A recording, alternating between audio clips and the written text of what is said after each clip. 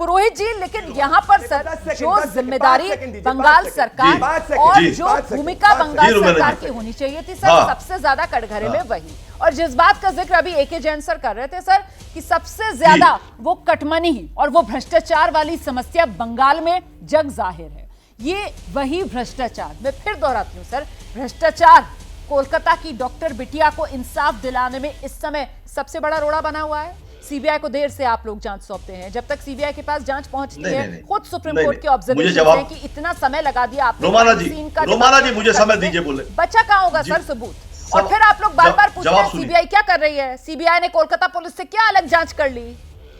आइए आप मुझे बताइए। रोमाना जी देखिए, आप बोल रहे हैं कलकत्ता पुलिस ने कुछ नहीं किया। देखिए, जिस दिन ये दुर्घटना हुई, ये जघन्य अपराध हुआ, हमारी नेत्री ममता बनर्जी ने commissioner of police Vineet Goyal को अपॉइंट किया वहां पर, और 100 बार कम से कम फोन में बात की है रात भर। उस जगह सोई नहीं है दीदी दूर थी, मगर जो व्यक्ति दोषी था उसे 12 घंटा में कलकत्ता पुलिस ने गिरफ्तार किया।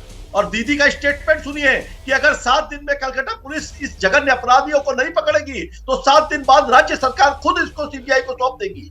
मगर 3 दिन 4 दिन की जांच के बाद, पुरोहित साहब एक मिनट नहीं पुरोहित साहब प्लीज रुकिए। आपने बताया कैसे दीदी रात भर जाग रही थी, विनीत गोयल जो पुलिस कमिश्नर है उनसे बात कर रही थी। ये सच्चाई है। नहीं सुनिए तो मैं मान लिया, मैंने सच है, इसी के आधार पर मैं कह रही हूँ दीदी को फौरन बर्खास्त कर देना चाहिए विनीत गोयल को, क्योंकि इसी पुलिस के काम को लेकर देश की सबसे बड़ी अदालत सुप्रीम कोर्ट ने कहा कि पुलिस के काम करने का तरीका सही नहीं। रोमाना जी, कहा या नहीं कहा?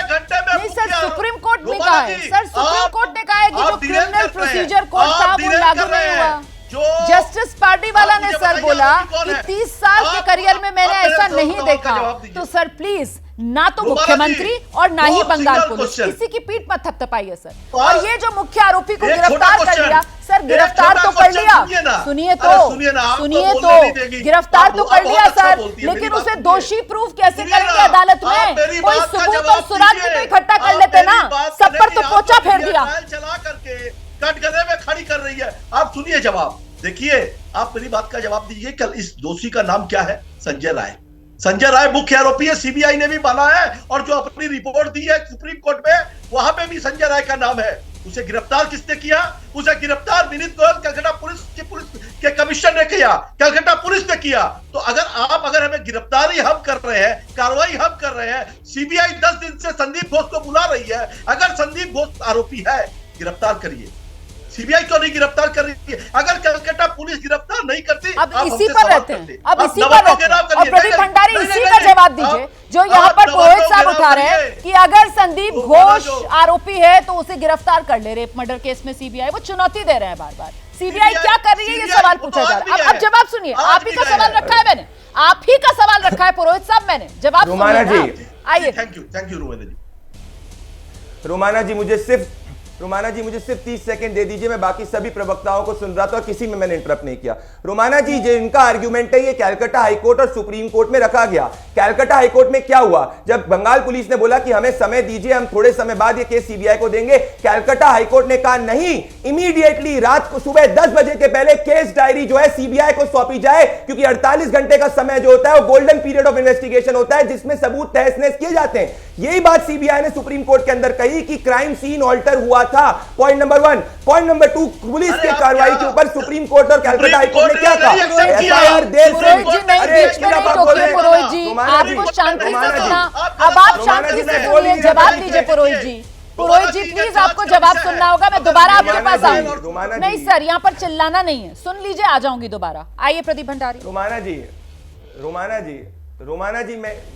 रोमाना जी इसी के ऊपर, ये देखिए मैं इनके बारे में नहीं बोल रहा था, इनको जितना बोलना है मेरे को बस अपना पॉइंट रखने दीजिए। रोमाना जी, क्या फैक्ट्स थे? क्या सुप्रीम कोर्ट ने बोला कि एफआईआर डिले से हुई, सुप्रीम कोर्ट ने बोला कि आपने ऑटोप्सी सेम जगह पे कैसे करी जहां पे क्राइम सीन है, सुप्रीम कोर्ट ने बोला कि आपका जो डॉक्टर है उसने एफआईआर क्यों नहीं करी, इतना लेट एफआईआर क्यों हुआ? सुप्रीम कोर्ट ने कहा कि स्टेट जो है वो लॉ एंड ऑर्डर मशीनरी काम सही नहीं कर रही है, कलकत्ता हाईकोर्ट और सुप्रीम कोर्ट ने कहा। और विनीत गोयल जो है वो टेंटेड है कामधुनी रेप केस के अंदर, उनकी कार्रवाई पे एक भी कोर्ट दिखा दी जिसने कहा कि Calcutta police did it's job, मैं अपने सब वर्ड्स वापस ले लूंगा।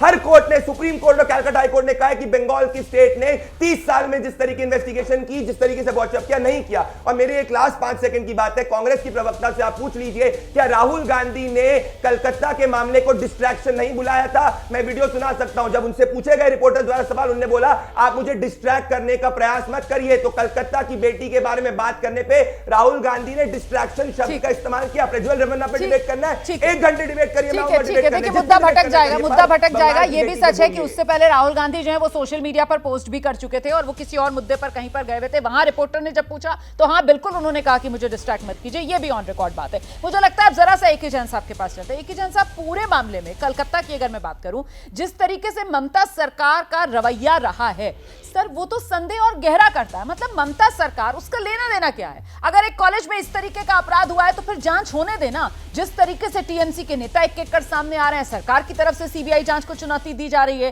ये तो अपने आप में हैरान करता है सर। वो भी तब जबकि सबसे बड़ी अदालत जो पुलिस है राज्य की, उसको कटघरे में खड़ा कर चुकी है। जैन साहब,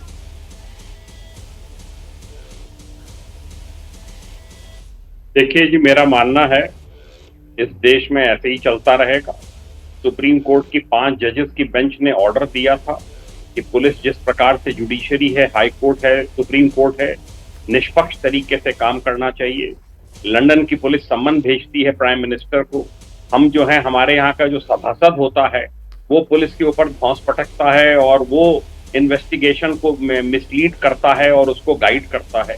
एक ही निदान है इन समस्याओं का, मेरा ये मानना है। पुलिस को अकाउंटेबल ठहराना चाहिए, पुलिस के खिलाफ एक्शन हो। अगर पुलिस सही कार्रवाई ना करे, पुलिस को इंडिपेंडेंट करिए।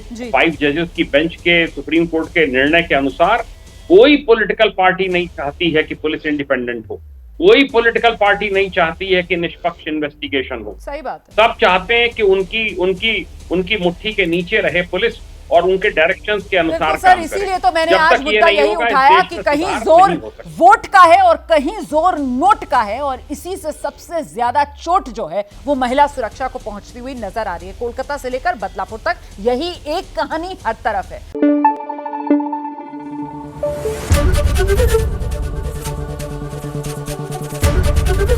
एबीपी न्यूज आपको रखे आगे।